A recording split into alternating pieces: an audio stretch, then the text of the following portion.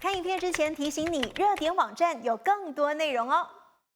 那要是我们生病了，最痛苦的不是说你必须吃药，而是吃了药又没有办法治病，甚至连发病的根源你也搞不清楚，导致你的病情一拖再拖，成为你生活中挥之不去的梦魇。那中国杭州有一名54岁的许先生，他2年前呢就突然不断的咳嗽，结果这么一咳呢，咳了2年多。这段日子里呢，他进出药店，咳嗽药是买了又买，但是病情不见好转。由于这样的情况维持的时间实在太长，所以他就担心自己会不会是患了肺癌等等的，所以他就下定决心到医院去求医，希望通过手术治疗自己的病情。那许先生来到医院的胸外科就诊，医生就透过 CT 检查发现他的右下肺有个1厘米的东西，而且纵隔淋巴结肿大。医生因此呢就为许先生安排了手术。结果神奇的事情发生了，许先生在接受手术麻醉的时候，气管才刚插下去，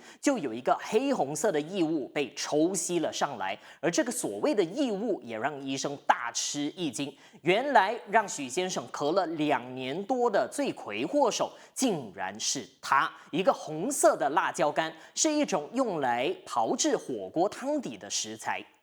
就是那么一丁点儿。那听到不是肺癌，首先许先生当然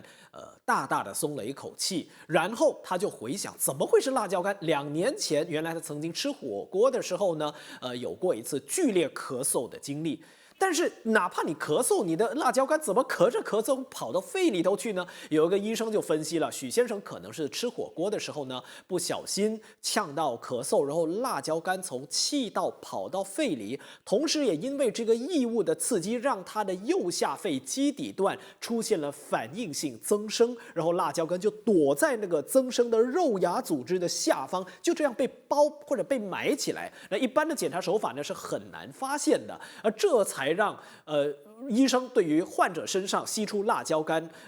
搞个明白。不过一开始他们真的是感到非常惊讶。那区区的辣椒干就让男子2年来苦不堪言。不过有医生就分享到，其实临床上碰到的异物可以说是种类繁多，比如说猪肉块、假牙、各种动物的骨头等等，这些东西呢对肺部的组织也会造成不同程度的损伤。如果这些异物没有办法及时取出来，轻则导致呼吸道感染，严重的话呢则会窒息死亡。专家就提醒，如果病患长期面对咳嗽困扰，而且没有办法找到病因，就应该要考虑透过支气管镜检查来确认，看看是不是支气管藏有异物。